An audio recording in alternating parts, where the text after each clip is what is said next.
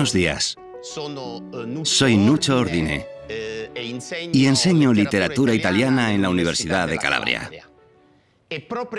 Y justamente mi experiencia como profesor me ha llevado en los últimos 10 años a reflexionar sobre las grandes transformaciones que hemos visto en la escuela, en la universidad, en la educación, en la investigación científica y también en nuestra sociedad en general. Cada año pregunto a mis estudiantes, más o menos estudiantes de vuestra edad, quizás un año o dos mayores, que se inscriben en la universidad: chicos, ¿qué habéis venido a hacer a la universidad? Los estudiantes me miran con ojos un poco maravillados, porque no es una pregunta común el primer día de universidad. Y todos me responden: profesor, hemos venido a obtener una licenciatura. Bien, yo pienso que el cometido de nosotros, los profesores, es hacer comprender a nuestros estudiantes que no se va al instituto para obtener un diploma y que no se va a la universidad para obtener una licenciatura. La cosa principal que debemos enseñar a nuestros estudiantes es que la cultura, el estudio, no sirven solo para una profesión. La cultura y el estudio sirven sobre todo para formar a ciudadanos libres, hombres y mujeres capaces de razonar con su propia cabeza. Pero hace falta decirlo con mucha claridad. Si los estudiantes responden de esta manera, la culpa no es de los estudiantes. La culpa es nuestra. La culpa es de una sociedad que hace entender de forma errónea a los estudiantes que tú debes estudiar para obtener un diploma para luego usar tu diploma en el mundo laboral. Y bien, yo, para hacer comprender a mis estudiantes que la función del estudio en la universidad, la experiencia de la enseñanza, no es la que la sociedad quiere hacernos creer, leo una bellísima poesía de Kavafis, un gran poeta griego. Una poesía escrita a principios del 1900, en 1911, titulada Ítaca. Kavafis dice a sus lectores: atención. En la vida, lo que cuenta no es llegar a Ítaca. Lo que cuenta es la experiencia que nosotros tenemos durante el viaje.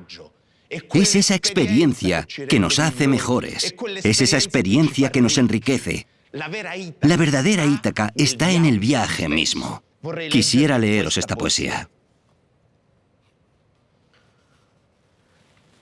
Mantén siempre Ítaca en tu mente. Llegar allí es tu destino, pero no tengas la menor prisa en tu viaje. Es mejor que dure muchos años y que viejo al fin arribes a la isla. Rico por todas las ganancias de tu viaje, sin esperar que Ítaca te vaya a ofrecer riquezas. Ítaca te ha dado un viaje hermoso. Sin ella no te habrías puesto en marcha, pero no tiene ya más que ofrecerte. Aunque la encuentres pobre, Ítaca de ti no se ha burlado. Convertido en tan sabio y con tanta experiencia, ya habrás comprendido el significado de las Ítacas. Yo creo que esta poesía no necesita comentarios. Pero hay un verso bello, que dice: el viaje debe ser lento. ¿Cuál es hoy la regla que aprendéis en la sociedad? Que lo rápido es lo mejor, que hay que darse prisa. Y por desgracia, también las universidades se ven empujadas a comportarse, a aplicar esta lógica. Pero quisiera leeros otra reflexión. La reflexión de un gran filósofo europeo que ha marcado de forma notable nuestra cultura, Nietzsche. Nietzsche nos ofrece una reflexión bellísima sobre la necesidad de comprender lentamente, Si tú quieres conocer, si tú quieres aprender, debes hacerlo con lentitud. ¿Qué hace Nietzsche? Publica un libro de aforismos, Aurora. Este libro, él lo publica sin el prefacio. Luego, 6 años después, cuando sale la segunda edición, escribe el prefacio. Y para justificar el retraso del prefacio, teje un elogio bellísimo sobre la lentitud. Quisiera leeros este elogio. Este prólogo llega tarde, aunque no demasiado. ¿Qué son a fin de cuentas 5 o 6 años? Un libro como este, un problema como este, no tiene ninguna prisa. Además, tanto yo como mi libro somos amigos del lento. No por nada ha sido uno filólogo, y tal vez aún lo sea, esto es, maestro de la lectura lenta. Al final acaba uno escribiendo también lentamente. Y es que la filología es esa arte venerable que exige ante todo una cosa de quienes la admiran y respetan: situarse al margen, tomarse tiempo, aprender la calma y la lentitud, al ser el arte y el saber del orfebre de palabra, que ha de realizar un trabajo delicado y cuidadoso, y nada logra si no es con tiempo de lento. Yo pienso que estas palabras tendrían que estar esculpidas no solo en las escuelas, en las universidades, sino en muchísimas casas donde, por desgracia, también nuestra vida se ve afectada por la prisa, por el ir siempre con prisas. Y bien, ¿todo esto de dónde deriva? Deriva de una sociedad donde cada vez más el valor del dinero, el valor del tiempo en tanto que dinero, te obliga a ir deprisa. Yo pienso que existen cosas que, en cambio, están protegidas del utilitarismo, están protegidas del dinero, de la lógica del beneficio. Estas cosas son la escuela y la universidad, como acabo de decir, pero también nuestra idea de los bienes comunes, de nuestro patrimonio artístico. También la investigación científica y la construcción del saber científico.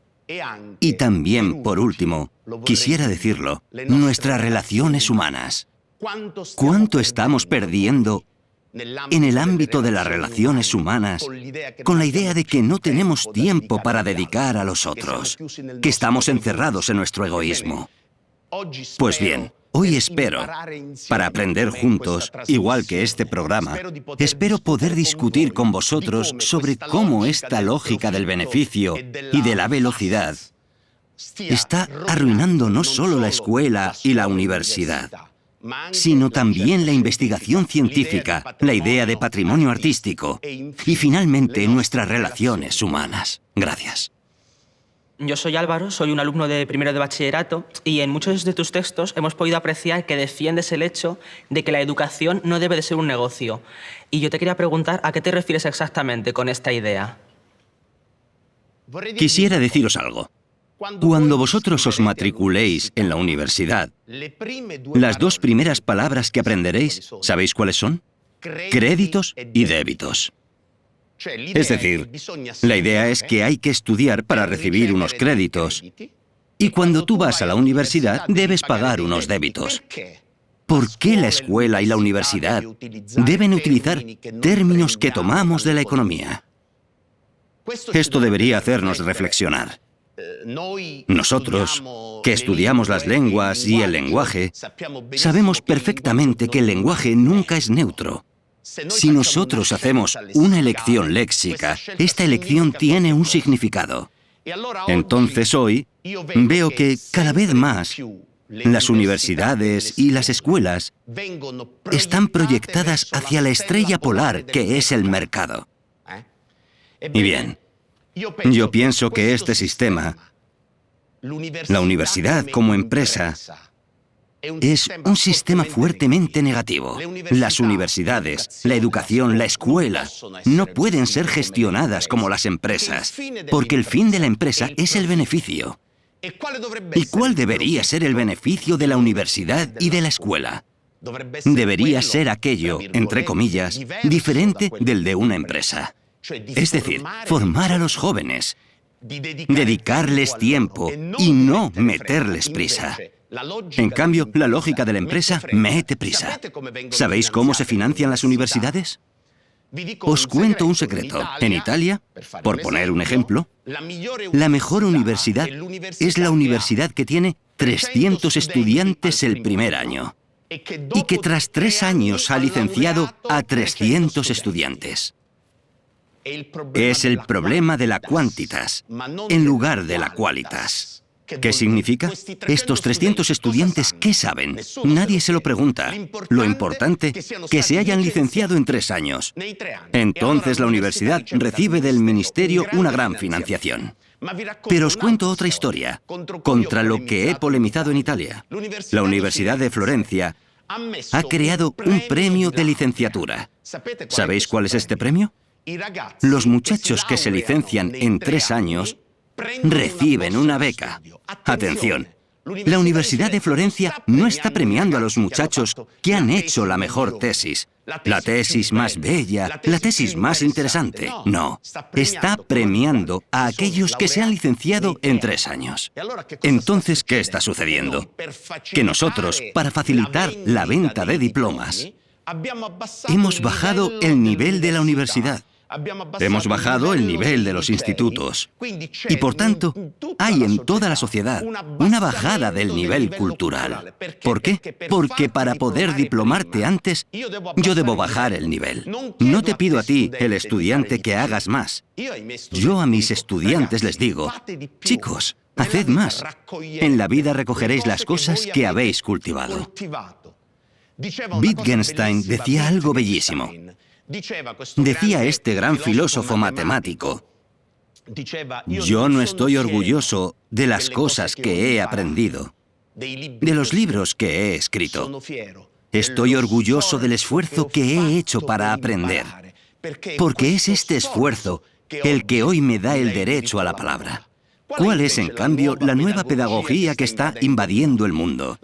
La nueva pedagogía dice a los estudiantes, no, en la escuela debemos estudiar divirtiéndonos, jugando. Ya nadie os pide un esfuerzo. Y quien no os pide un esfuerzo os está engañando. Porque en la vida seremos exactamente el esfuerzo que haremos en las cosas que tendremos que hacer. Entonces, frente a esto, los profesores se han transformado. Nosotros, incluso los profesores que queremos resistir, y hay muchísimos buenos profesores que intentan resistir, pero no lo consiguen. ¿Por qué? Porque la imagen que la universidad quiere de los profesores es la del profesor burócrata, del profesor businessman. ¿Qué significa? Que debes encontrar fondos, que debes buscar el dinero, que debes preparar dosieres y que debes pasar todo tu tiempo en reuniones de consejos de las licenciaturas, en consejos de facultad, en consejos de senados académicos. Entonces, en lugar de pedirle a un profesor, estudia, prepara bien tus clases, entusiasma a tus estudiantes. No, quieren que el profesor pierda tiempo en hacer estas tareas. Pero, ¿por qué está sucediendo esto, chicos? Bien, vosotros conocéis los sistemas de evaluación. Creo que existen también en España. Para los muchachos que van a la escuela, pero también para la universidad. Los sistemas de evaluación están dictados por 3 grandes agencias internacionales. Muchas veces ni los colegas profesores lo saben. ¿Sabéis cuáles son las agencias que dictan las reglas a las que nosotros debemos ceñirnos? Os las diré, son 3. Una es el Banco Mundial. La segunda es la Organización para la Cooperación y Desarrollo Económico. La tercera es la Organización Mundial del Comercio. Nosotros no debemos formar a futuros ciudadanos con una conciencia crítica, mujeres y hombres libres, no. Nosotros debemos formar a futuros consumidores pasivos. Esta es la idea de fondo. Nosotros debemos formar pollos industriales. Es decir, estudiantes que salgan todos con los mismos principios, que salgan todos con las mismas ganas de comprar. La escuela y la universidad deberían ser el lugar donde nosotros deberíamos hacer comprender a los estudiantes que los grandes valores de la vida no coinciden con lo monetario. Puedes tener todo el dinero que quieras y ser infeliz. Puedes tener todo el dinero que quieras y no haber entendido la vida. Los grandes valores no son estos. Los grandes valores son los valores de la democracia, los valores de la solidaridad humana, los valores de la justicia, todas las cosas que están siendo pisoteadas día tras día en todo el mundo. Entonces, cuando yo veo esto, digo que la escuela debería tener como cometido principal no la de formar pollos industriales, todos iguales, que todos comen el mismo pienso y que todos engordan en el tiempo establecido por la industria. No. Nosotros deberíamos formar a herejes. Y cuando yo digo hereje, lo uso en la acepción etimológica. Soy Charo, profesora de Historia, y quería que nos expresara su opinión sobre la tecnología, un aspecto pues imprescindible dentro de la utilidad, pero que está transformando la escuela, las relaciones entre las personas, que decía antes que son tan importantes. ¿Cuál es su opinión al respecto? Bien, he escrito muchas veces, tanto en artículos de periódicos como en mis libros, que la escuela y la universidad deberían ser los lugares donde desintoxicamos a nuestros estudiantes. ¿Cuál es hoy la ilusión general?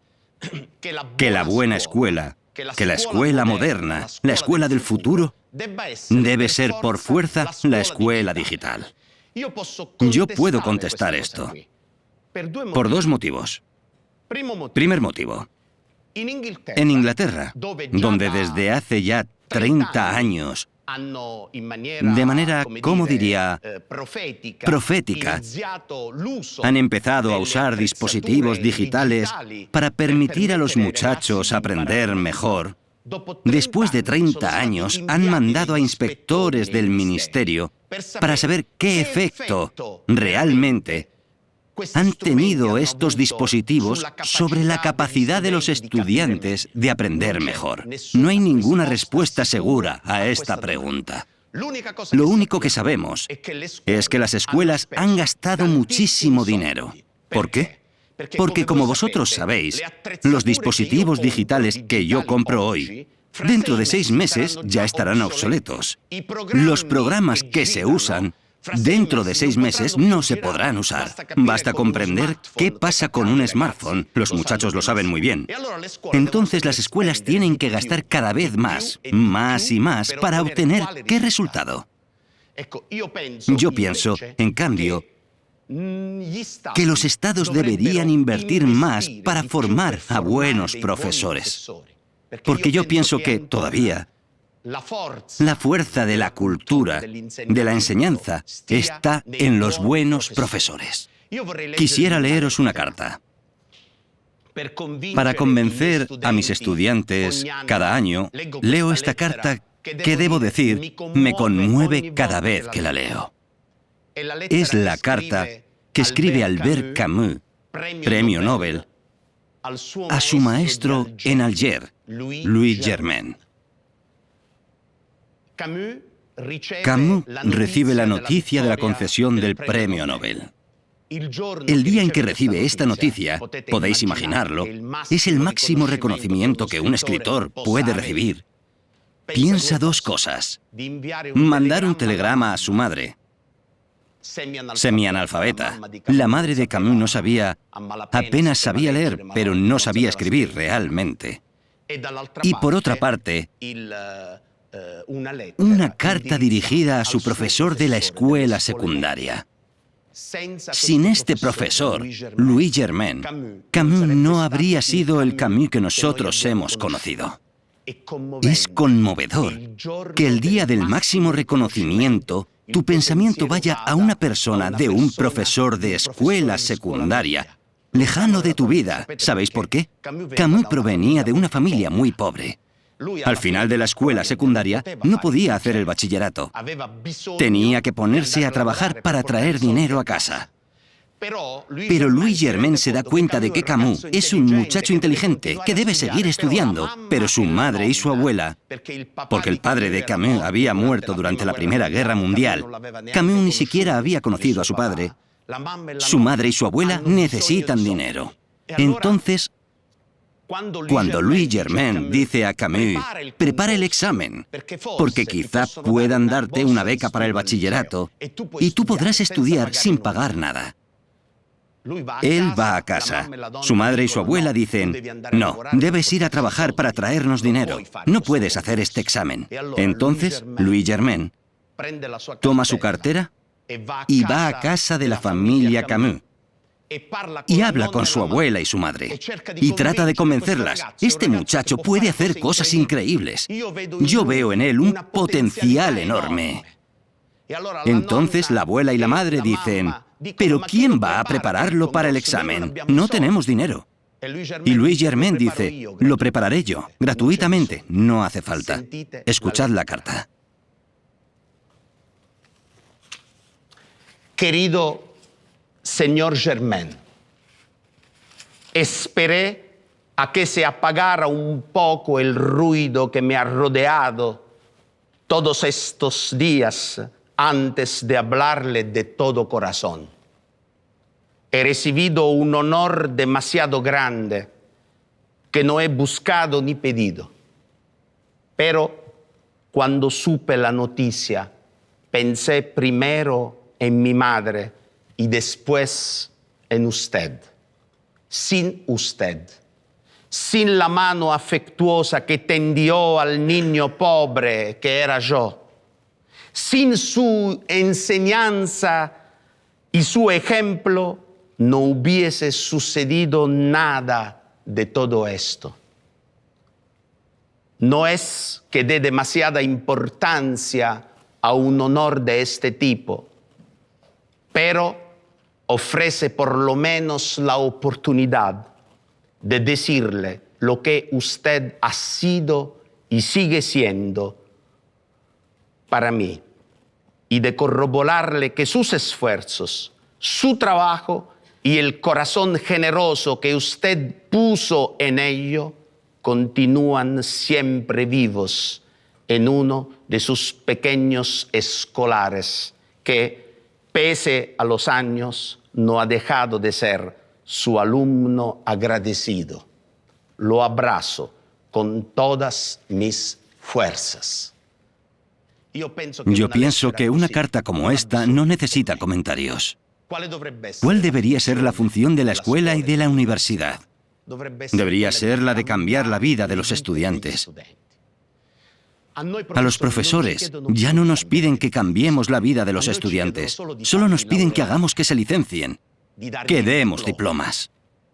Y bien, yo pienso que en un Estado que le recorta el dinero a la escuela, a la universidad, gastar dinero para la escuela digital significa no haber comprendido cuál es el gran desafío que deberemos afrontar.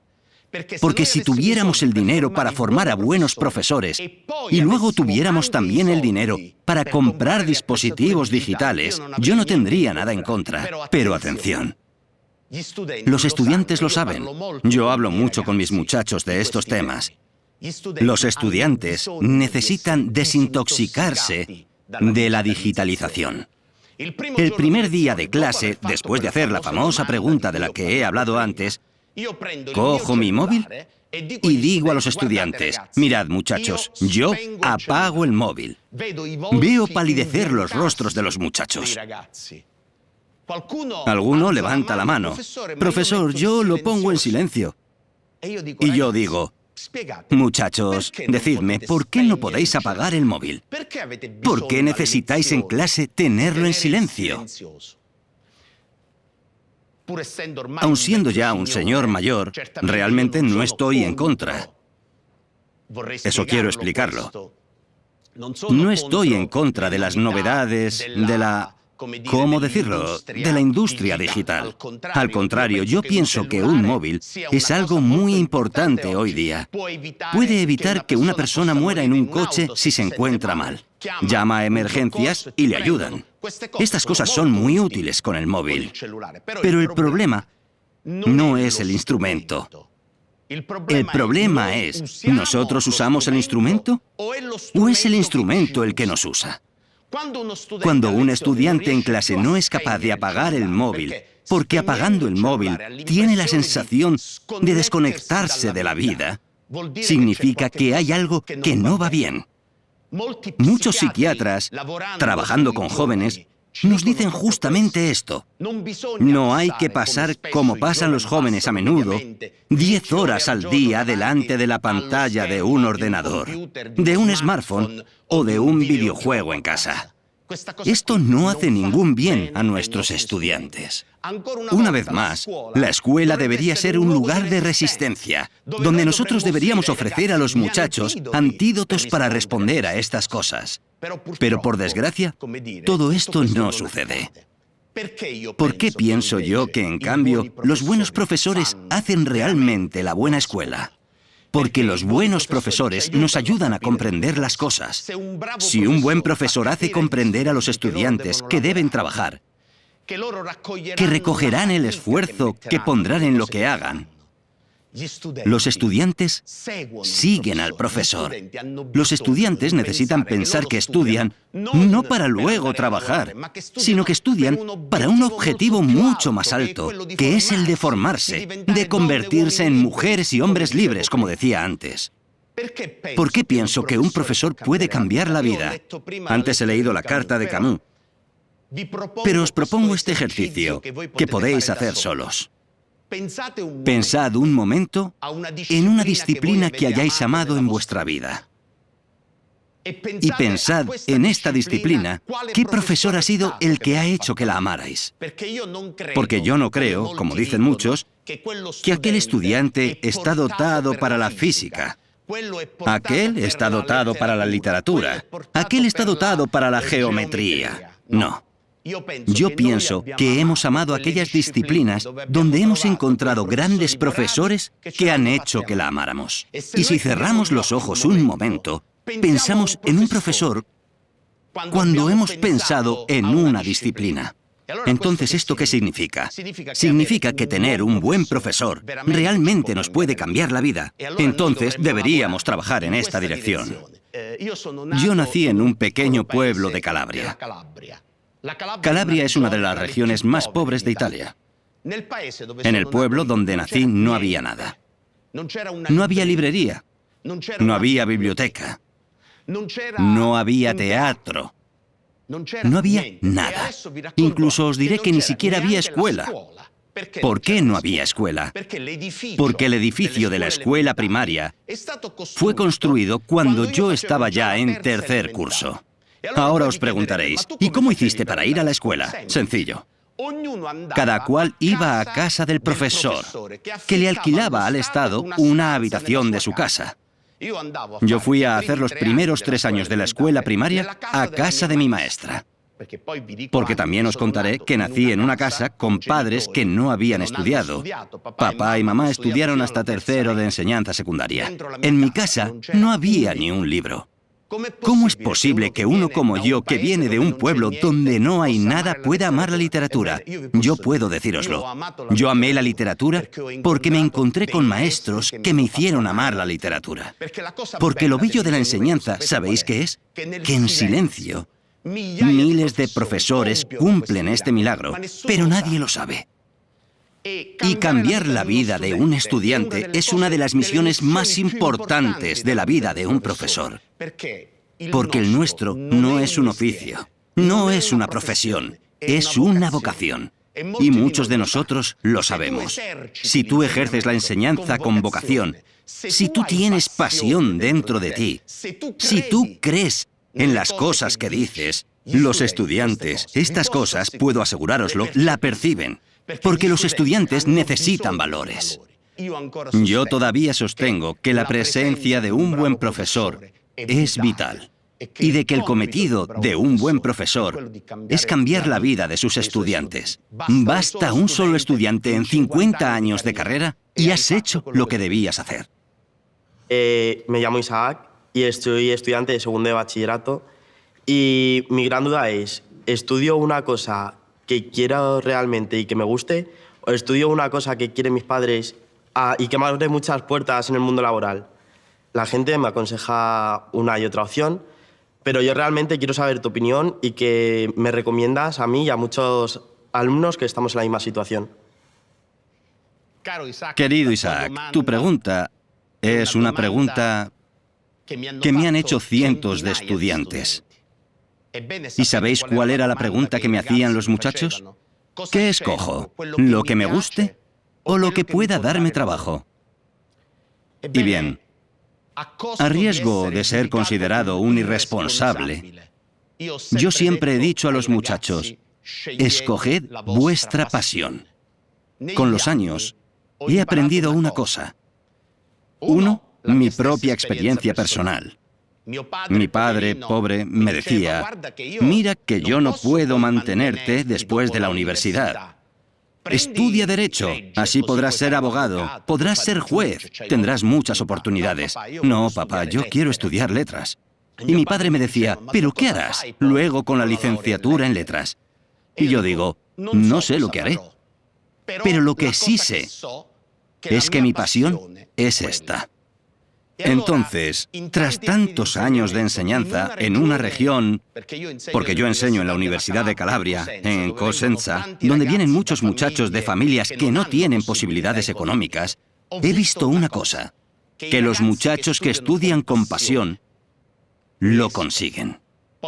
Luego encuentran una vía digna en la sociedad. Por tanto, a riesgo de ser considerado irresponsable, yo os digo, muchachos, escoged vuestra pasión. Entre estudiar con pasión u obtener una licenciatura solo para ir a ganar dinero, hay una diferencia enorme. Os doy un testimonio de vida muy elocuente. Fui a dar el año pasado una conferencia en un festival de la literatura a Pordenone, que está en el norte de Italia. Es un festival muy importante de literatura. Tenía una platea con muchísimos jóvenes, también de vuestra edad, venían de un instituto de Pordenone.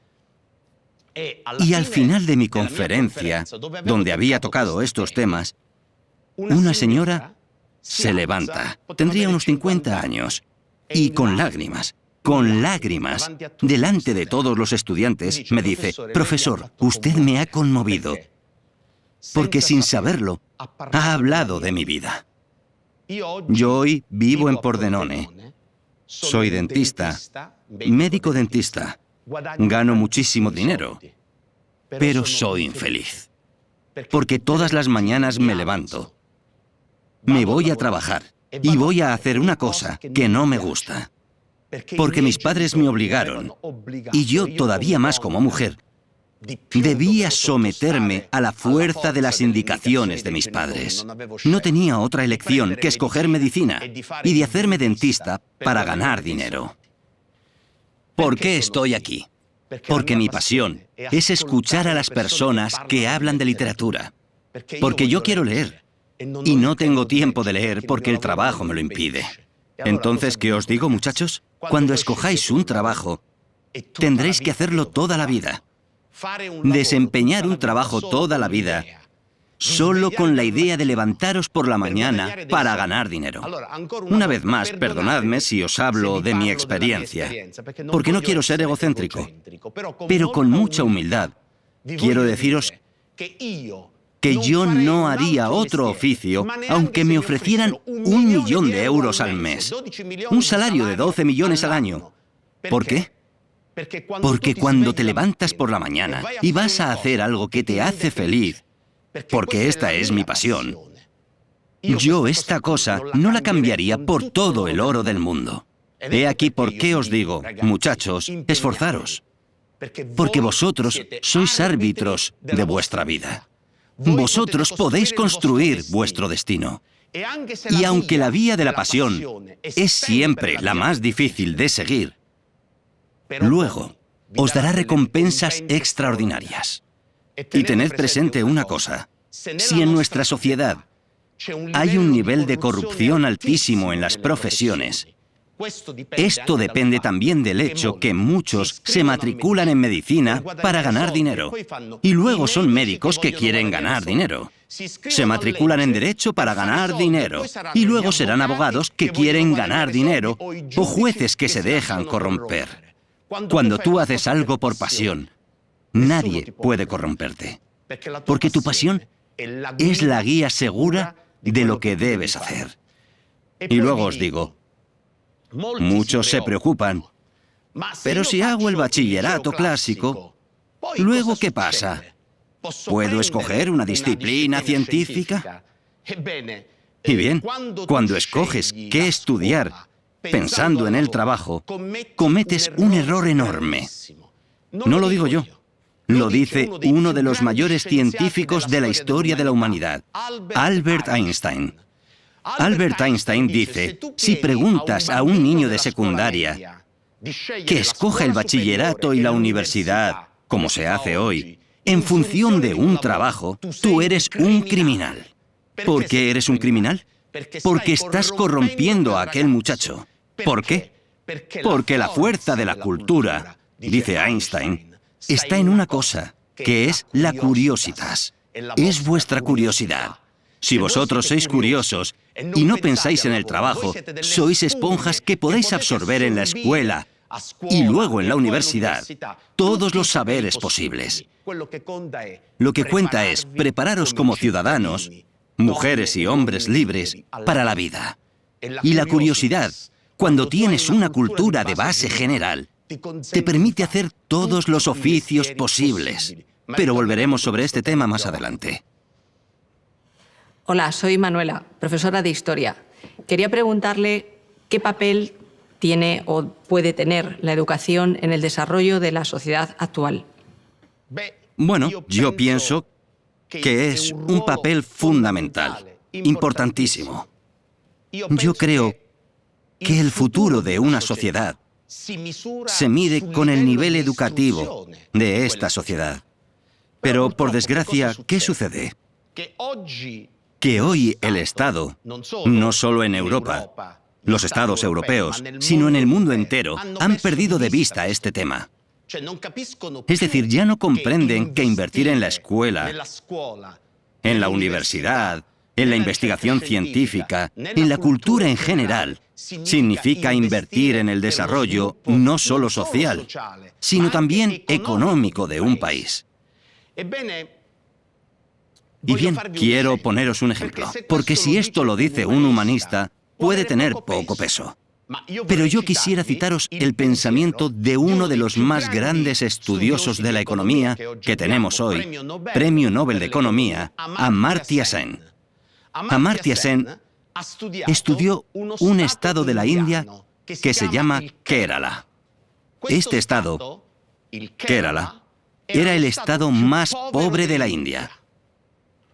Ha habido gobiernos que han hecho inversiones muy fuertes en dos cosas: la escuela y, por tanto, la universidad, la educación en general, y también la sanidad, y, por tanto, hospitales. Y bien, en el curso de unos años, Kerala se ha convertido en el estado donde la relación de renta per cápita es el más alto de toda la India. ¿Qué quiere decir?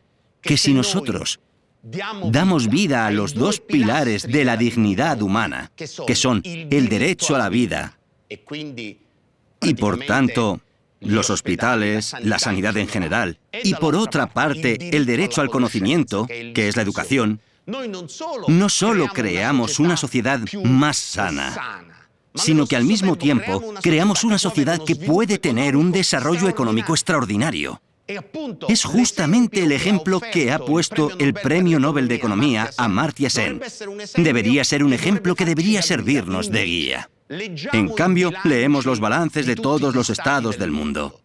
¿Cuándo se recorta? ¿Dónde se recorta? se recorta ante todo en las escuelas, en las universidades, en la investigación científica y también en la sanidad ahora, donde Europa, que antes era un faro de civilización por su solidaridad humana, se está reduciendo a convertirse en un país donde el racismo arrasa. Y este es un hecho muy, muy peligroso. Entonces, combatir la ignorancia es una misión principal, porque de la ignorancia deriva el racismo, de la ignorancia deriva el fundamentalismo religioso, de la ignorancia deriva la intolerancia, de la ignorancia deriva la corrupción. Yo pienso que la escuela, la universidad, la sociedad, la cultura deberían, antes de nada, hacer comprender a los jóvenes que el bien común es la cosa más importante que podamos tener.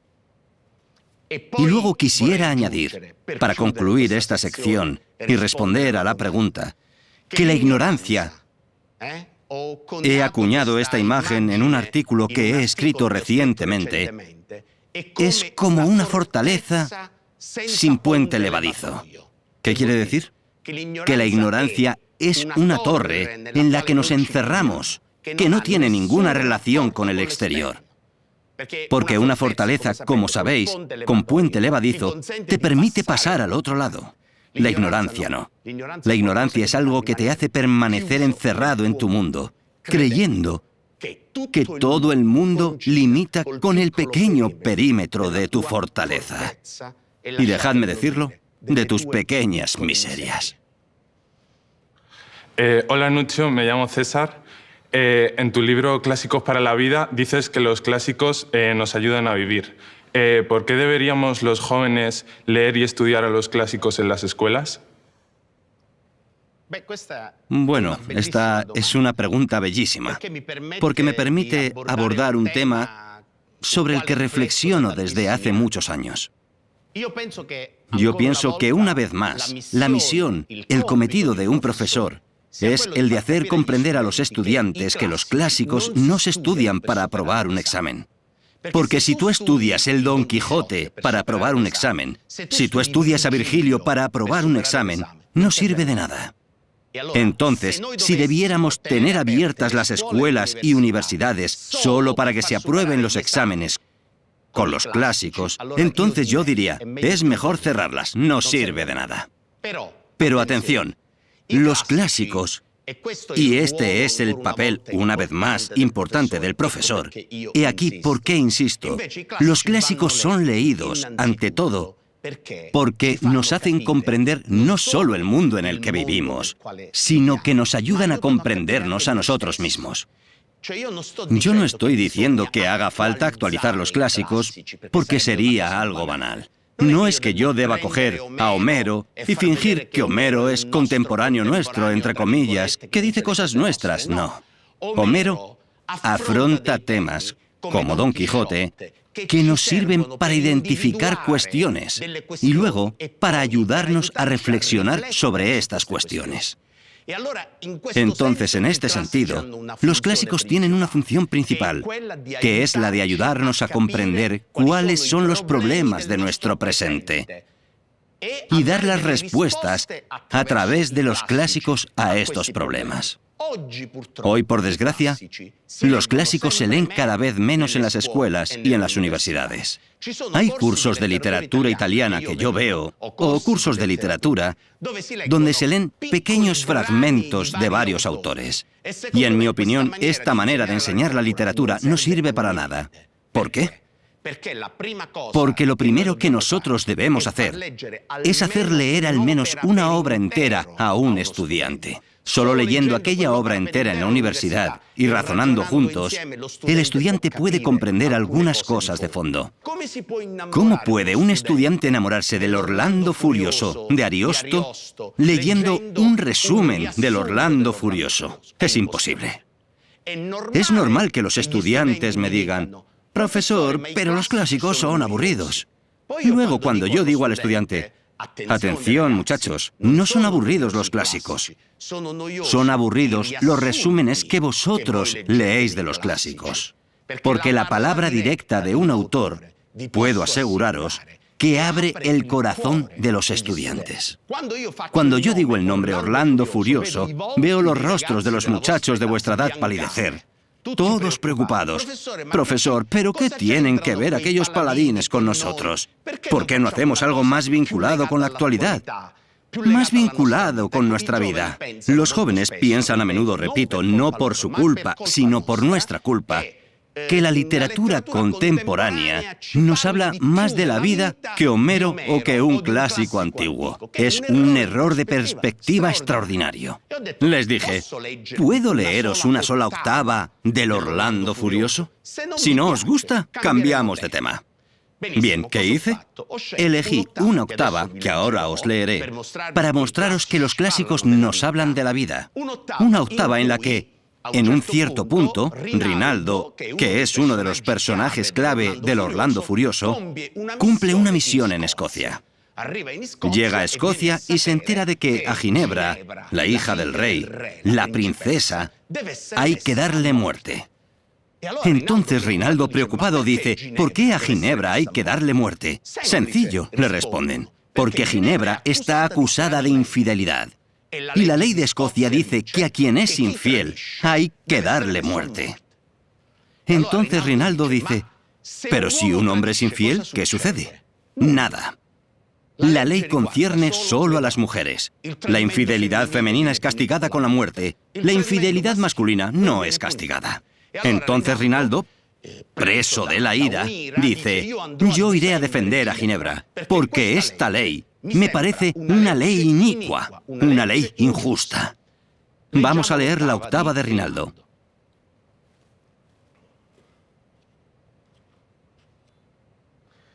Permitidme que la lea primero en italiano, porque, por desgracia, la traducción no da el ritmo de la octava. La octava, como sabéis, es una estrofa con 6 rimas alternas y las 2 últimas rimas pareadas. Tiene una música, tiene su ritmo.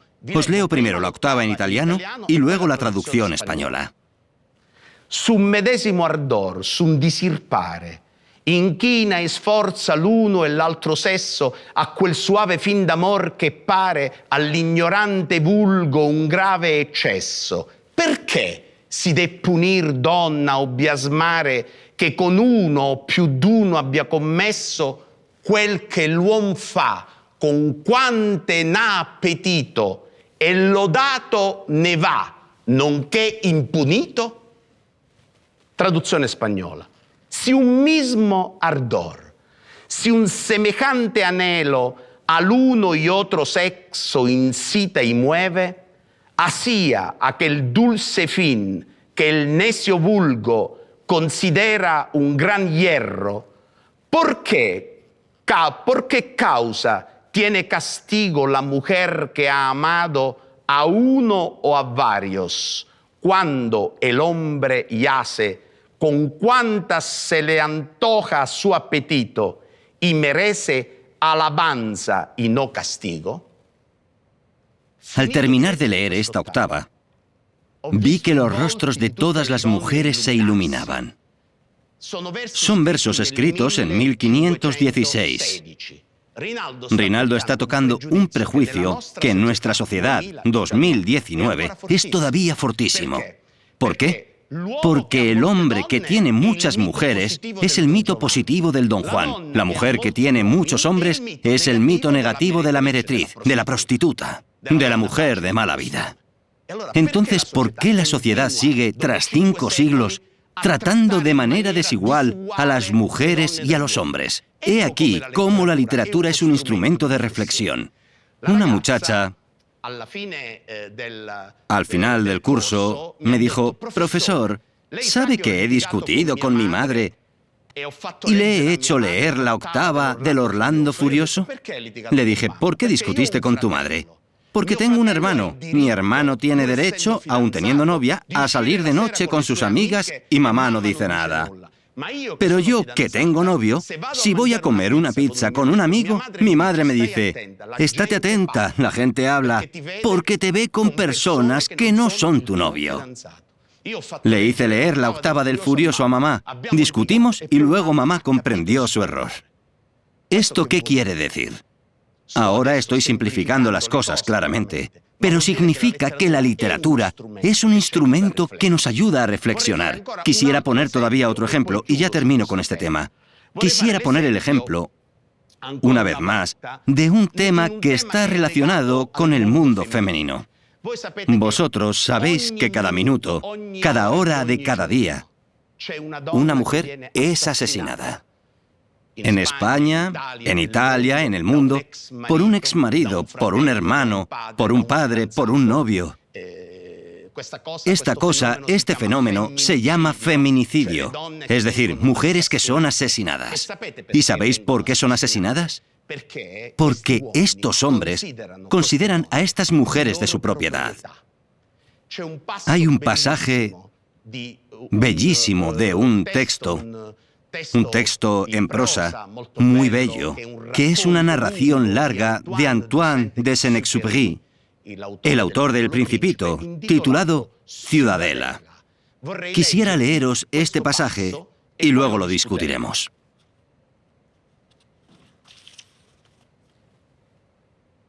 No confundas el amor con el delirio de la posesión, que causa los peores sufrimientos, porque al contrario de lo que suele pensarse, el amor no hace sufrir.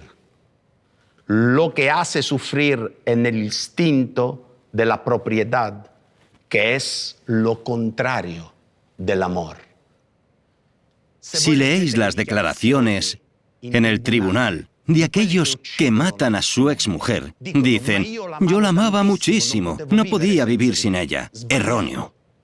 Él no amaba a aquella mujer, porque no la habría matado si la hubiese amado. Él creía que la poseía, que era propietario de su cuerpo, propietario de sus pensamientos, propietario de su vida. He aquí cómo un pequeño fragmento de literatura puede ser un momento en que reflexionemos juntos sobre cosas que tienen que ver, de manera fuerte, con nuestra cotidianidad y con nuestra vida. Hola, Nucho. Soy Paula y soy estudiante de primero de bachillerato. Me preguntaba si podrías decirme qué clásico, según tú, sería más aconsejable para los jóvenes que para empezar a leerlo. Y también, ¿cómo conseguías tú que tus alumnos se interesaran por estos clásicos? Bien, es difícil responder a esta pregunta, porque no creo que exista una lista de clásicos universal. ¿Qué quiere decir universal? Válida para todos los lectores del mundo y válida en todas las épocas. Yo pienso que cada época y cada área dentro de la misma época, pongamos un ejemplo, hoy, una cosa es que yo enseñe clásicos en una clase española o que enseñe clásicos en Sudamérica o que enseñe clásicos en China. Yo creo que esto influye muchísimo, por lo que deberíamos utilizar, ¿cómo decirlo?, un criterio de relatividad. Pero cuando yo hablo de relativizar, digo que cada uno de nosotros, en base a su sensibilidad y en base a sus conocimientos, podría hacer una lista de clásicos. Si hoy debiera escoger un ejemplo, una vez más, porque quiero daros ejemplos que provienen de los clásicos, yo digo siempre a mis estudiantes, no es el pensamiento de Nucho Ordine lo importante. No. Yo estoy aquí con el uniforme del cartero. Es una metáfora bellísima, utilizada por un gran poeta ruso, Pushkin. Yo soy el cartero que trae el mensaje, que trae la carta. Y bien, esta carta que quisiera traeros hoy a vosotros es una carta que escribió, una vez más, Antoine de Saint-Exupéry. ¿Por qué he escogido El Principito? Yo me enfado cuando oigo decir que El Principito es un texto escrito para los niños. No, El Principito es un texto escrito también para los adultos. ¿Por qué quisiera hablaros hoy del Principito? Porque hay temas a los que ya me he referido antes, y El Principito responde de manera inteligente a estas preguntas. ¿Cuál era uno de los límites que yo he identificado en nuestro presente? Es el tema de la prisa. y os había anunciado que la prisa puede incluso mutar las relaciones humanas. ¿Qué quiere decir? Quiere decir que nosotros ya no cultivamos nuestros afectos. Volvemos a casa, ya no hablamos con nuestros hijos. Yo he contestado mucho a muchas familias que cuando yo era pequeño no había televisión en casa, nosotros hablábamos en la mesa. Hoy en las cocinas o en el comedor hay un televisor, todos miran el televisor. El diálogo entre padres e hijos ya no existe, el diálogo entre hermanos y hermanas disminuye. Entonces, el Principito nos hace reflexionar sobre estas cosas. Nos hace reflexionar qué significa cultivar una relación humana. ¿Qué significa? Podemos hacerlo con prisas. Podemos hacerlo mirando el reloj. Entonces, esto no es posible. Entonces, ¿qué sucede? Sucede una cosa muy sencilla. Que, como sabéis, el Principito es lentamente catapultado. Ha escogido viajar y llega al desierto del Sáhara. ¿Allí qué hace? Se encuentra con un zorro del desierto. Y lo primero que hace, porque está solo, pide al zorro que juegue con él. Ven a jugar conmigo. Pero el zorro le dice, yo no puedo jugar contigo, porque tú no me has domesticado. El término francés es el término apprivoiser. Atención, porque apprivoiser no significa solo domesticar, porque domesticar puede dar la impresión, pensemos en un animal. Hay una persona que domestica y ¿quién se deja domesticar? Por tanto, una persona activa y una pasiva.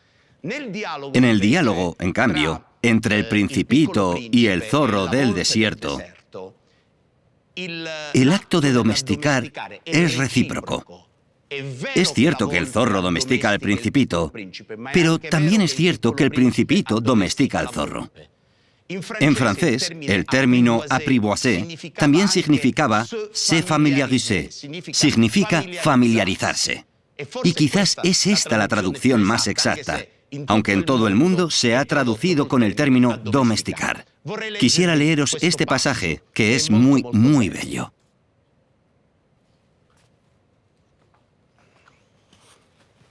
Ven a jugar conmigo, le propuse el Principito.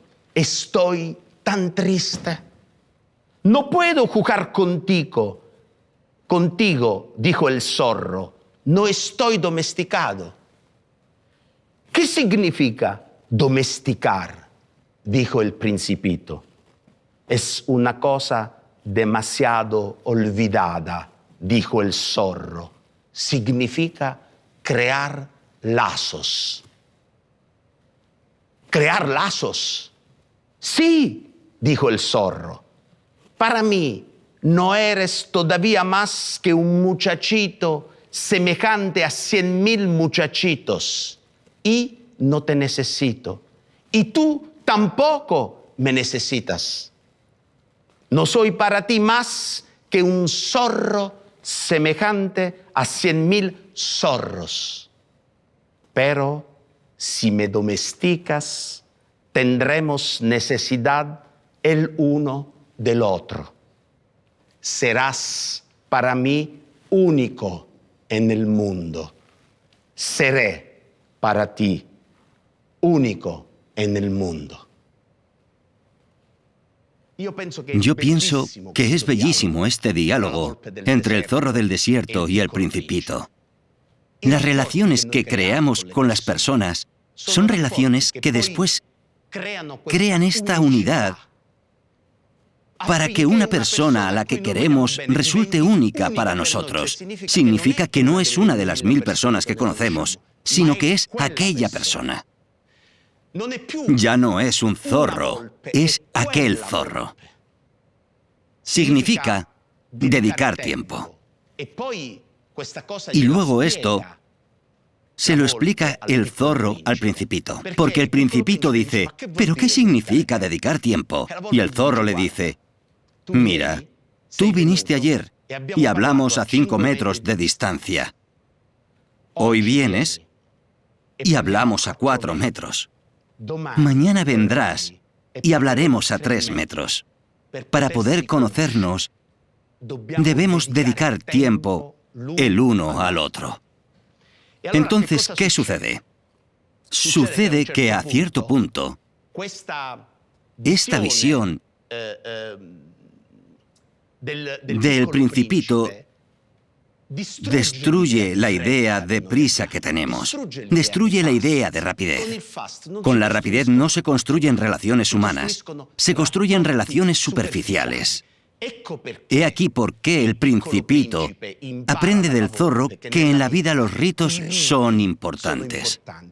Pero él no sabe qué significa rito, y el zorro se lo explica. Escuchemos esta cita.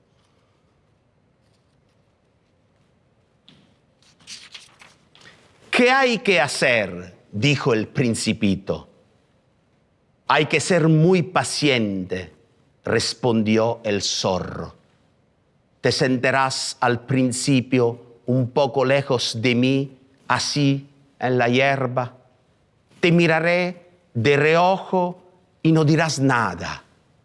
La palabra es fuente de malentendidos, pero cada día podrás sentarte un poco más cerca. Al día siguiente volvió el Principito. Hubiese sido mejor venir a la misma hora, dijo el zorro.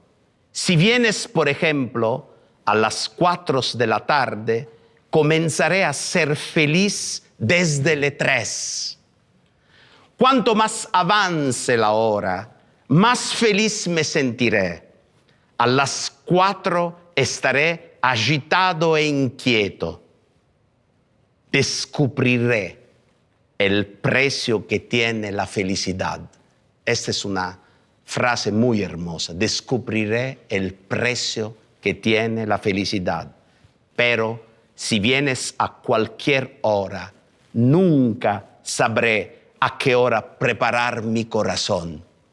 Los ritos son necesarios. ¿Qué es un rito?, dijo el Principito. Es también algo olvidado, dijo el zorro. Es lo que hace que un día sea diferente de los otros días, una hora de las otras horas. Es maravilloso. Una relación con un amigo. Yo cuando leo estas cosas, veo los rostros de mis estudiantes conmoverse. Porque son cosas que tocan directamente al corazón de las personas. Y esta es la fuerza de la sencillez de la literatura. La literatura no es una cosa complicada, es sencilla. Porque la fuerza de un escritor es decir aquellas cosas que nosotros sentimos dentro y no sabemos decir. Y el escritor te las dice de una manera sencilla, de manera que tú puedas comprenderlo. La poesía, la literatura, dicen lo indecible. La poesía, la literatura nos hacen ver lo invisible. Y esta es la fuerza. Entonces, cuando a cierto punto el Principito comprende que yo, para tener un amigo, debo dedicar tiempo al amigo, y pregunta, ¿pero los hombres tienen amigos? Escuchad la respuesta. ¿Cuál es? Solo se conocen las cosas que se domestican, dijo el zorro. Los hombres ya no tienen tiempo de conocer nada. Compran cosas hechas a los mercaderes. Pero, como no existen mercaderes de amigos, los hombres ya no tienen amigos. Si quieres un amigo, domestícame. Es bellísimo. Y al mismo tiempo es muy profético. ¿Por qué es profético? ¿Vosotros conocéis una noticia que dio la vuelta al mundo hace 2 años? En Japón se ha creado una agencia donde tú puedes alquilar un amigo. Tú llamas a la agencia, necesitas ir a comer una pizza y dices, encuéntrame un amigo para ir a comer una pizza. Necesitas ir al cine, no quieres ir solo. Pero esto, ¿qué significa? Que nuestra sociedad está cultivando una nueva forma de soledad, que es terrible.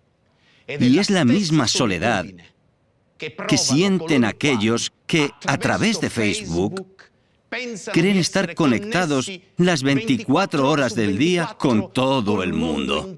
En cambio, no. Tú estás encerrado en tu habitación.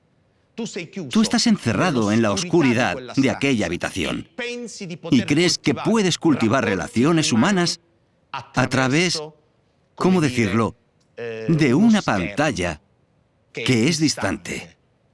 Esta es la banalización de la idea de amistad. La amistad no es lo que aparece en Facebook, un clic. Yo cuando pregunto a mis muchachos, ¿por qué estáis en Facebook?, levantan la mano. Profesor, yo tengo 1500 amigos. Es una manera de hacer amistades. Yo digo, muchachos, ¿sabéis que a los 80 años, cuando uno hace balance de su vida, si puede decir, he tenido 3 amigos, ¿es un hombre riquísimo? La amistad no es un clic en Facebook. La amistad es aquello que el zorro explicó al Principito. Es dedicar tiempo a los otros, pero no de manera virtual, mirándose a los ojos. Porque cuando hago la pregunta, ¿por qué estáis en Facebook?, la otra respuesta que me dan mis estudiantes es, porque nos hacemos novios en Facebook. Podemos encontrar formas de noviazgo, conocemos chicas. Y digo, muchachos, ¿cómo lo hacéis para concebir un noviazgo vía Facebook? ¿Cómo lo hacéis para decirle a una persona una cosa bellísima, te quiero, y escribírselo a través de una pantalla, sin ver los ojos de esta persona, sin ver si le sudan las manos, sin ver si le tiemblan los ojos o las lágrimas te brotan y los ojos se te ponen rojos, sin sentir la emoción humana del otro? Estamos perdiendo, por desgracia, con lo virtual, una parte de nuestros sentimientos que es realmente importante. Quiero concluir con una pequeña anotación. Estaba, hace no muchos meses, en la universidad. Al terminar los exámenes, fui a comer a un pequeño restaurante, un plato rápido para continuar. Y bien, observé a 2 muchachos, mayores que vosotros, tenían 20 años, sentados el uno frente al otro, una pareja, jovencísimos, graciosos. Creo que incluso eran novios porque tenían, ¿cómo decirlo?, un aire de ser muy cercanos el uno del otro. Y bien, les observé durante 40 minutos. ¿Sabéis qué hicieron en 40 minutos? Cada uno con su smartphone mandaba mensajes vía WhatsApp a alguien que estaba a kilómetros de distancia. Y entre ellos no intercambiaron una palabra. Entonces, si el dispositivo se convierte en la manera para cultivar más la virtualidad de las relaciones y perder de vista la persona a la que amas, a la que tienes cerca, entonces estos aparatos están provocando una revolución antropológica de nuestras vidas, sobre la que nosotros deberemos reflexionar seriamente. Hola Nuccio, me llamo Marcos Escribano Sánchez, tengo 15 años y soy un alumno de IES La Serna. Y bueno, he estado hablando con algunos compañeros de mi instituto y he visto que los alumnos a veces no encontramos mucho sentido a algunas asignaturas que estudiamos. Básicamente no les vemos ninguna aplicación práctica. Por ejemplo, el latín y el griego. ¿Para qué se estudia el latín y el griego si son lenguas muertas?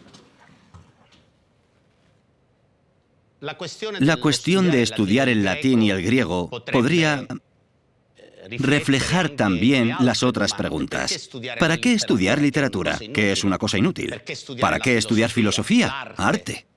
Todas las cosas que en nuestra sociedad no dan beneficio. Porque ¿cuál es la lógica a la que nuestra sociedad nos doblega, nos obliga? Y por responder a la pregunta, ¿para qué sirve? Es fácil caer en el juego de la pregunta ¿para qué sirve? En nuestra sociedad se comprende mejor para qué puede servir un martillo, porque yo con un martillo puedo hacer cosas. Pero ¿para qué puede servir la música, la poesía? Es mucho más difícil contestar a esta pregunta. Sobre las lenguas antiguas, la respuesta más bella la ha dado Gramsci. Y Gramsci, en los cuadernos de la cárcel, dice con mucha claridad que las lenguas sirven para dar una postura. Sirven para abrirnos a un mundo que nosotros no conocemos. La cultura latina y griega es fundamental. Sirve para comprender de dónde venimos. Y si pensamos que las cosas que estudiamos son solo aquellas que tienen una utilidad práctica, destruimos el futuro de la humanidad. ¿Por qué? Quiero poner un ejemplo.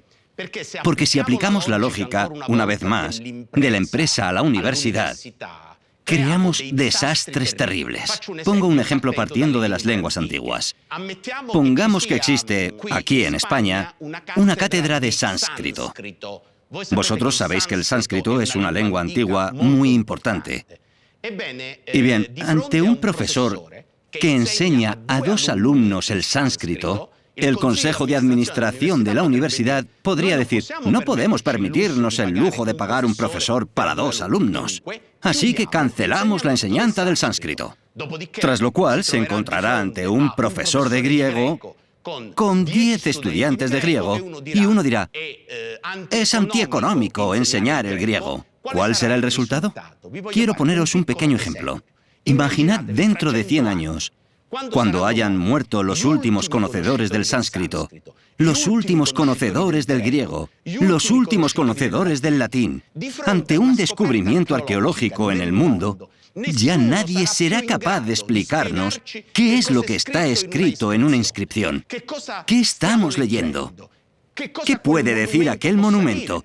O peor todavía, ya nadie se dará cuenta de la utilidad de las bibliotecas, donde están los fondos de manuscritos que requieren competencias. ¿Por qué conservar los manuscritos griegos, latinos y en sánscrito en una civilización donde ya nadie puede leerlos porque no queda ninguna persona, ningún estudioso capaz de leerlos? Vosotros me diréis: bueno, pero ¿esto para qué sirve? No, muchachos.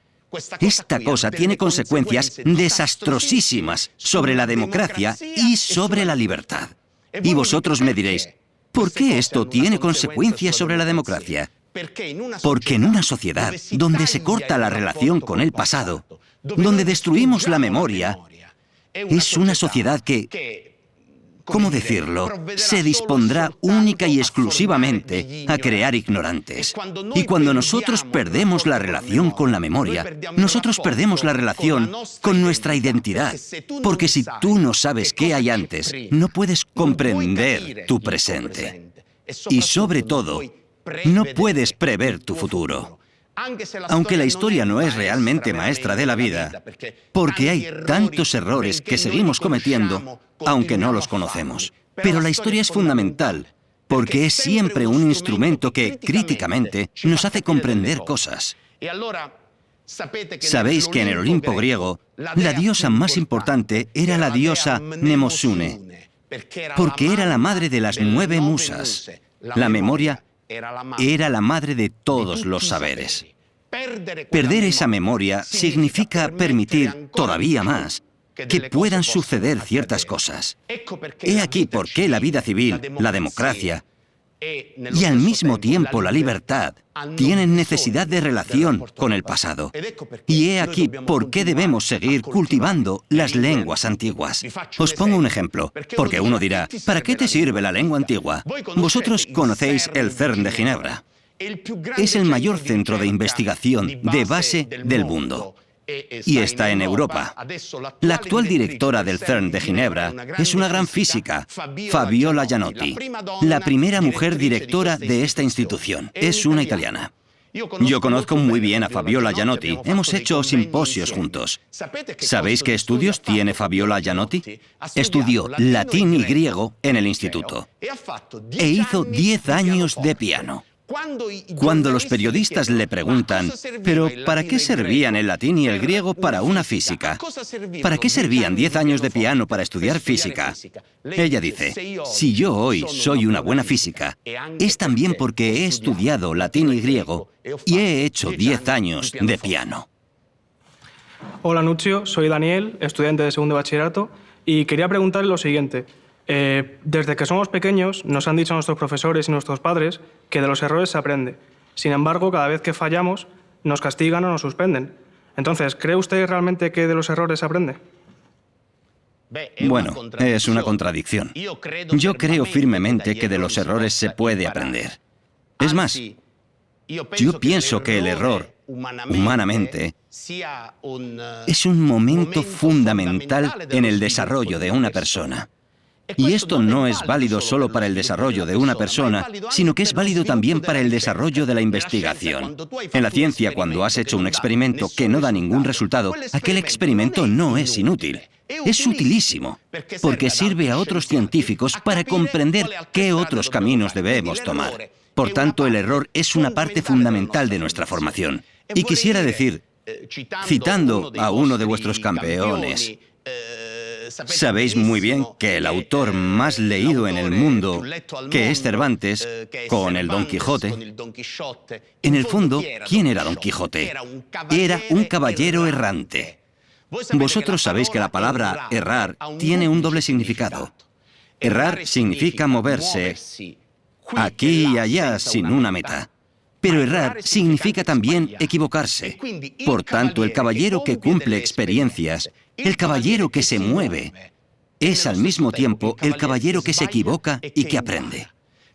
Pero no debemos tener miedo al error, porque la experiencia de Don Quijote nos enseña una cosa maravillosa, una cosa que todos nosotros debemos tener como tesoro. Todos nosotros deberíamos tenerla como tesoro. ¿Y cuál es esta cosa?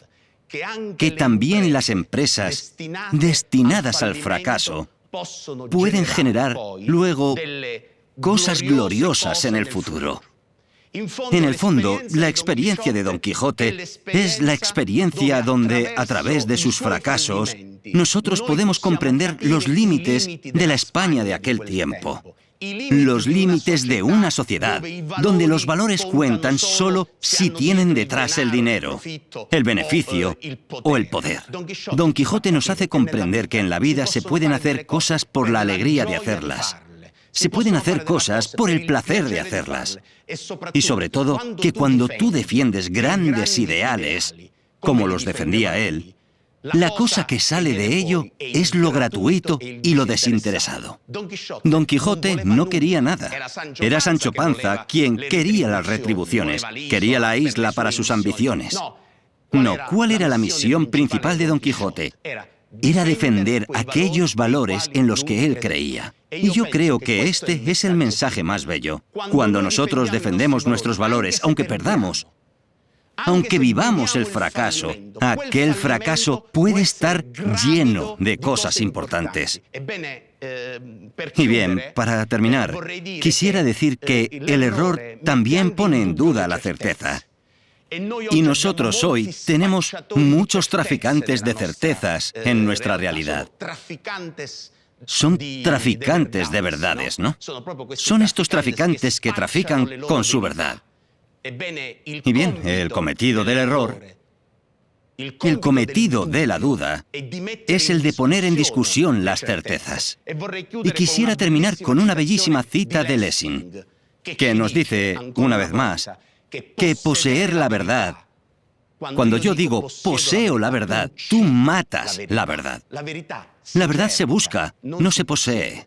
Escuchad qué bello. Justo como los caballeros errantes la buscaban sin fin.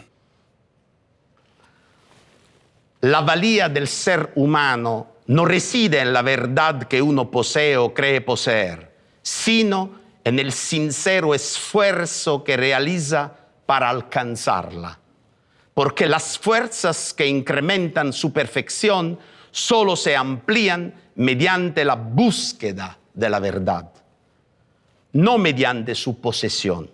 La posesión aquieta, vuelve perezoso y soberbio.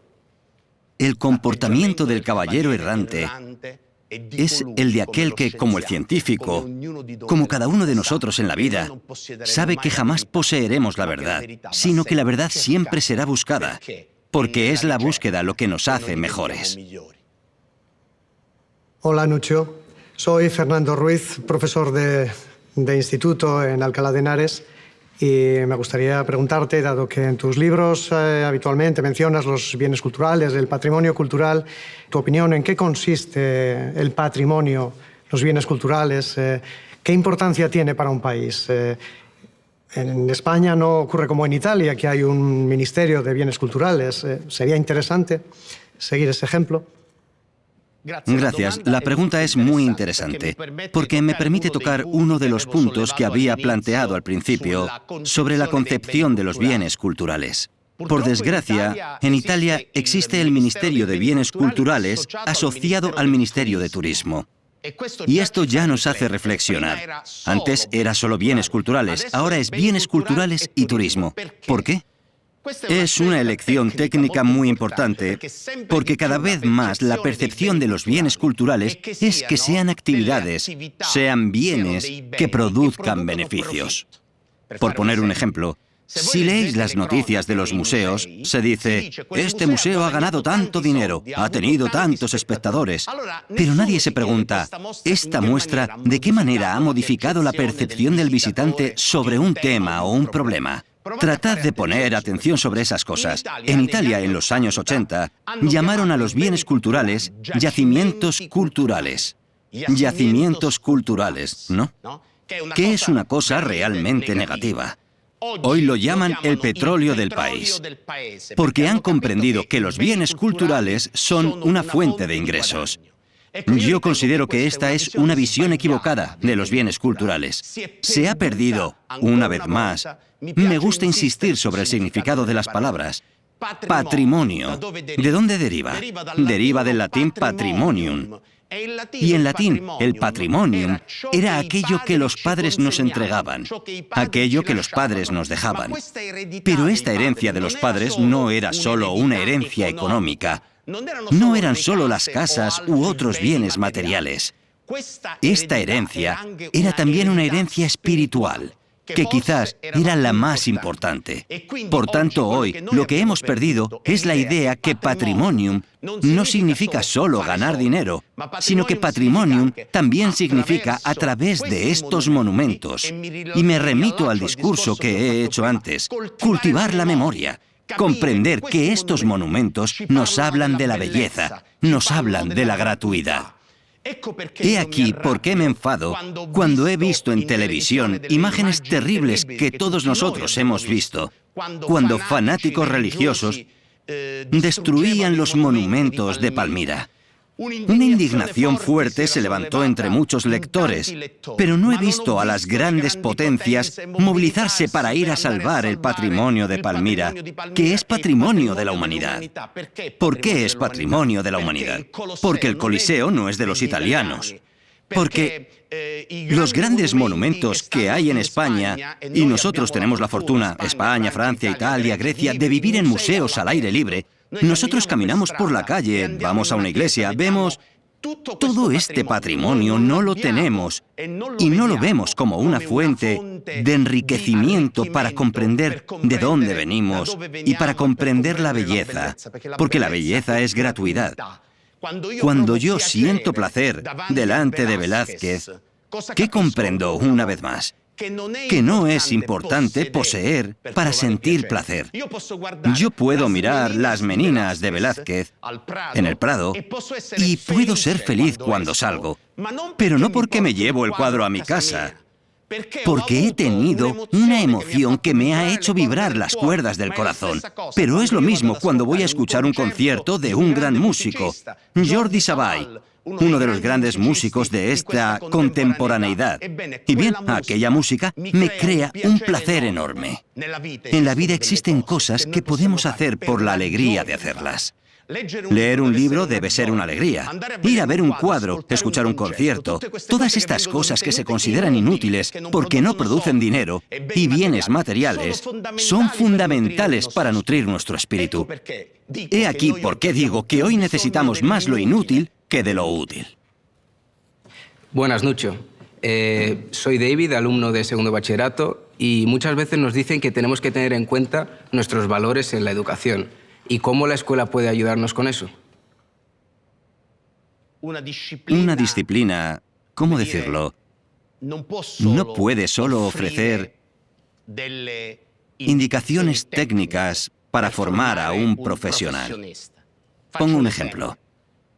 Si yo debo enseñar literatura italiana, está bien que un estudiante conozca la métrica, que conozca las cosas técnicas que son importantes. Pero la literatura se utiliza, como la estoy utilizando yo ahora, en este programa para tratar de haceros entender cuáles son los grandes temas, el esfuerzo que el profesor debe hacer en lugar de dedicar tiempo a 1000 reuniones. Yo eliminaría todas las horas de reunión de la universidad para decir a los profesores, quedaros en casa, estudiad, preparad clases y haced que vuestros estudiantes sean felices al escucharos. Porque esto es lo principal. Está claro que no.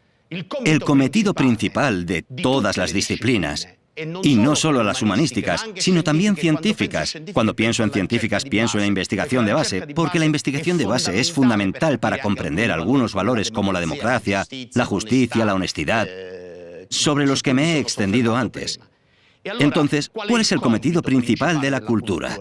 Debería ser el de formar ciudadanos cultos, ciudadanos solidarios, ciudadanos capaces de comprender que el sentido más fuerte de nuestra vida no es ocuparnos de nuestros asuntos, pensar en nuestras cosas, sino tratar de hacer cosas para la comunidad en la que vivimos.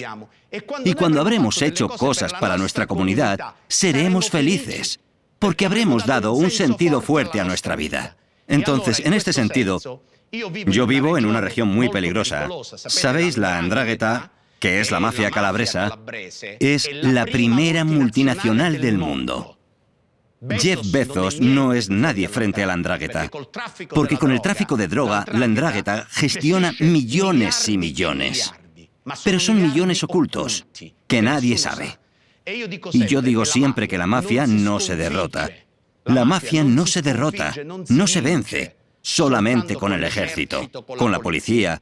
La mafia se derrota cuando hacemos comprender a nuestros estudiantes que traficar con droga es una cosa, ¿cómo decirlo?, terrible para un ser humano, porque tú, para ganar dinero, estás matando a tus semejantes. Entonces, cuando tú haces entender estas cosas, cuando tú das unos valores, yo soy contrario a decir que hay que hacer la hora de educación cívica. No. La educación cívica se hace leyendo filosofía, historia del arte, música, escuchando.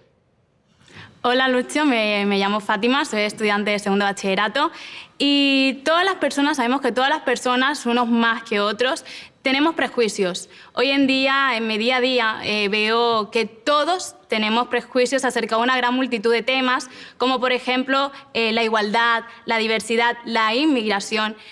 Y la última pregunta que le tengo a usted es si de verdad la cultura es el mejor antídoto para combatir los prejuicios y crear una mejor sociedad.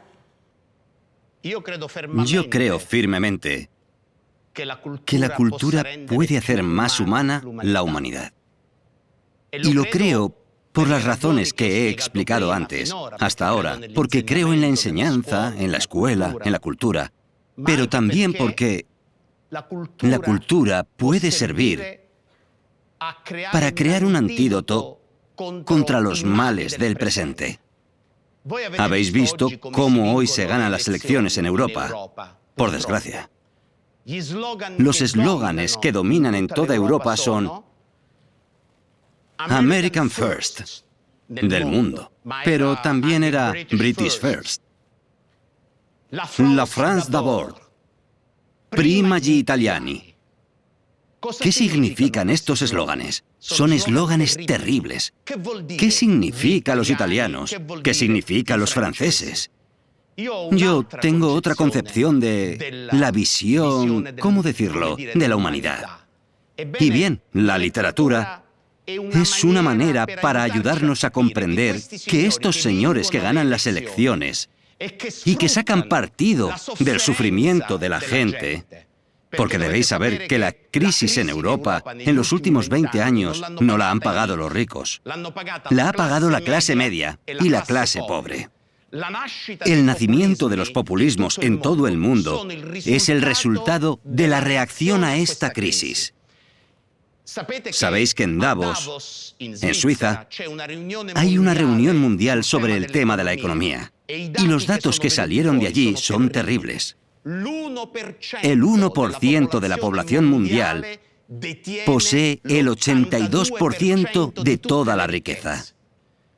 ¿Cómo podemos construir una sociedad justa si estamos construyendo un capitalismo que aumenta las riquezas y disminuye el número de ricos? Hay pocos ricos que cada vez son más ricos, mientras las clases medias se empobrecen. Entonces, estos señores que yo llamo empresarios del miedo, ¿por qué ganan las elecciones? Porque nos cuentan que los musulmanes nos invaden. Porque nos cuentan que los africanos harán que todos seamos negros. Que son mentiras inmundas. Pero la gente, cuando sufre, a menudo reacciona de manera irracional.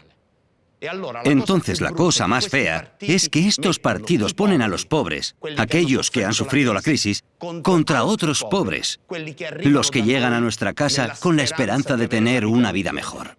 Entonces, ¿cómo se resuelve este problema? Se resuelve porque hay que comprender que el odio al extranjero, el odio que nosotros sentimos hacia el extranjero, es muy peligroso. Entonces, cuando vemos incitar por parte de estos partidos políticos a la construcción de muros, a cerrar las fronteras, mientras nosotros queríamos una Europa abierta, donde nuestros estudiantes pudieran ir de Francia a España, a Inglaterra, recorrer toda Europa sintiéndose en casa. Este era el sueño de nuestra generación. Nosotros que no hemos tenido estas cosas, pero vosotros podíais estudiar en una Europa abierta. En cambio, ¿qué hacen? Levantan muros para defenderse. Borges, en un relato bellísimo titulado La muralla y los libros, nos habla de un emperador chino. ¿Qué hace este emperador? Levanta la muralla al mismo tiempo que quema las bibliotecas. Porque Borges dice, los dos actos tienen una relación fortísima. Porque levantar la muralla y quemar los libros significa cortar los puentes con el otro, con el pasado. Con la memoria volvemos siempre a los mismos temas. Pero Borges dice, cuando construimos muros, es una ilusión que nos defendamos de los enemigos.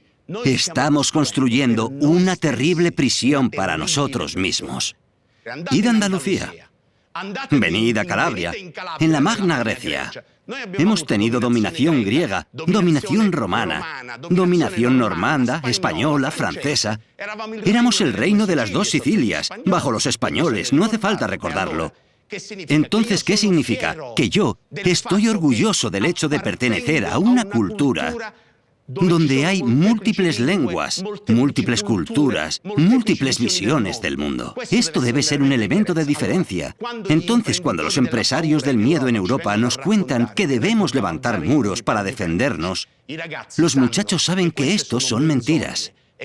Y que no es verdad, porque la identidad nunca es estática. La identidad es siempre una construcción dinámica, donde lo nuevo se acopla con lo viejo, sin que nosotros lo sepamos.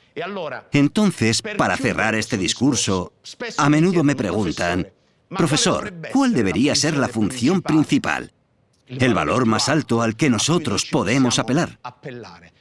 Bien, yo digo, el valor más alto es ante todo el de demoler las fronteras. Y hay un texto bellísimo de Montesquieu que quisiera leeros, que va justamente en esta dirección. ¿Qué dice Montesquieu? Montesquieu dice, si supiera de alguna cosa que me fuese útil y que resultara perjudicial para mi familia, la expulsaría de mi mente.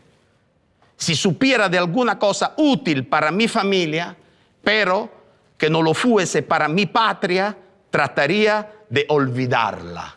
Si supiera de alguna cosa útil para mi patria, pero perjudicial para Europa y para el género humano, la consideraría un crimen.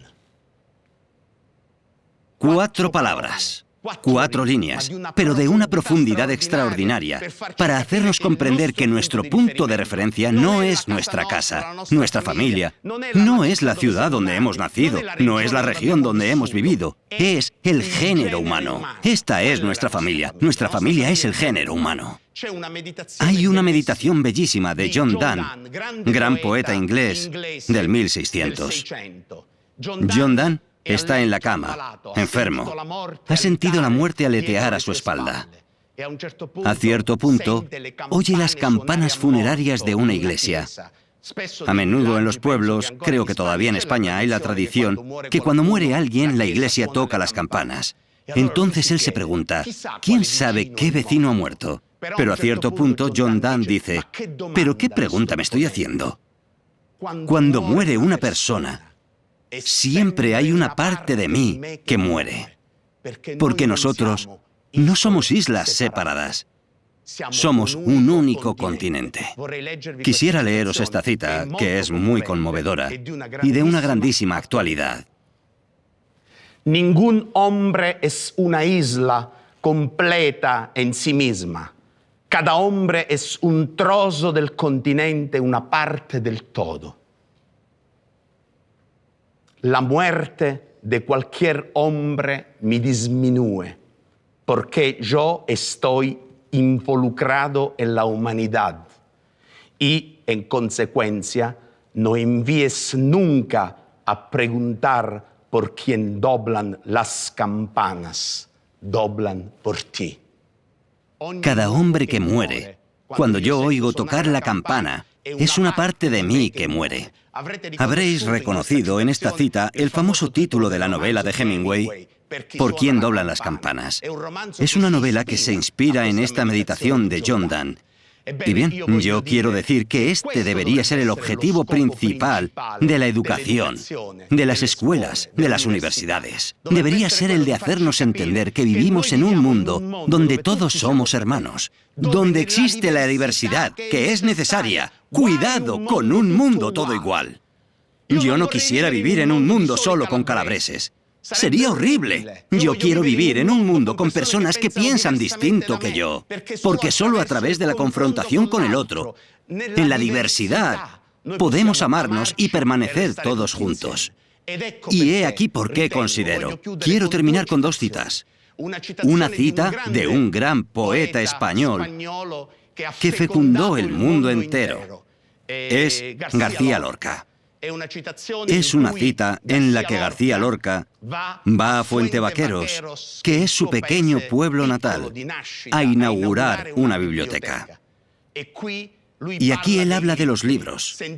Escuchad qué cosas tan bellas dice sobre los libros García Lorca. Como sabéis, es un discurso del 31. Él en el 36 fue asesinado por el ejército franquista. No solo de pan vive el hombre. Yo, si tuviera hambre y estuviera desvalido en la calle, no pediría un pan, sino que pediría medio pan y un libro. Y yo ataco desde aquí violentamente a los que solamente hablan de reivindicaciones económicas, sin nombrar jamás las reivindicaciones culturales, que es lo que los pueblos piden a gritos. Bien está que todos los hombres coman, pero que todos los hombres sepan, que gocen todos los frutos del espíritu humano, porque lo contrario es convertirlos en máquinas al servicio del Estado. Es convertirlos en esclavos de una terrible organización social. Yo tengo mucha más lástima de un hombre que quiere saber y no puede que de un hambriento. Porque un hambriento puede calmar su hambre fácilmente con un pedazo de pan o con unas frutas, pero un hombre que tiene ansia de saber y no tiene medios, sufre una terrible agonía, porque son libros, muchos libros, los que necesita. ¿Y dónde están los libros? Libros. Hace aquí una palabra mágica que equivale a decir amor. Y que debían los pueblos pedir como piden pan o como anhelan la lluvia para sus cementeras. Es una página conmovedora de este grandísimo poeta español. Y es una página que me hace recordar, y aquí termino ciertamente, un discurso que en el Parlamento, en el 1848, un gran escritor francés, Victor Hugo, hizo cuando se trataba de recortar los fondos a la escuela, a las bibliotecas, a las universidades, a la cultura. Víctor Hugo dice, en un momento de crisis como lo estamos viviendo nosotros, no debemos recortar fondos, debemos doblar los recursos para la cultura, porque solo doblando los recursos podemos cambiar la sociedad e impedir que la sociedad caiga en el abismo del racismo, en el abismo de la ignorancia. Escuchad qué bella es esta cita de Víctor Hugo. Pero si quiero ardiente y apasionadamente el pan del obrero, el pan del trabajador, que es un hermano, quiero además del pan de la vida el pan del pensamiento, que es también el pan de la vida. Quiero multiplicar el pan del espíritu como el pan del cuerpo. Habría que multiplicar las escuelas, las cátedras, las bibliotecas, los museos, los teatros, las librerías. Habría que multiplicar las casas de estudio para los niños, las salas de lectura para los hombres, todos los establecimientos, todos los refugios donde se medita, donde se instruye, donde uno se recoge, donde uno aprende alguna cosa, donde uno se hace mejor. Yo pienso que estas palabras, donde hemos percibido también las frases de García Lorca, probablemente García Lorca tenía presente este discurso de Víctor Hugo, deberían ser esculpidas en todos los parlamentos del mundo para hacernos comprender que la cultura, que esto que nuestra sociedad considera inútil, que es cultivar el espíritu, es la única manera que tenemos para hacer la humanidad más humana. Claro, George Steiner, mi gran amigo, dice, pero con la cultura también hemos tenido nazis que eran cultos, que leían libros, que admiraban cuadros, que escuchaban música clásica y que masacraban a los judíos. Es verdad, la cultura no automáticamente puede convertir a los hombres. La cultura no de manera automática puede hacernos comprender ciertas cosas. La observación de Steiner es una observación cierta, pero yo sigo pensando que no tenemos otro camino para hacer más humana la humanidad que cultivar estos saberes inútiles.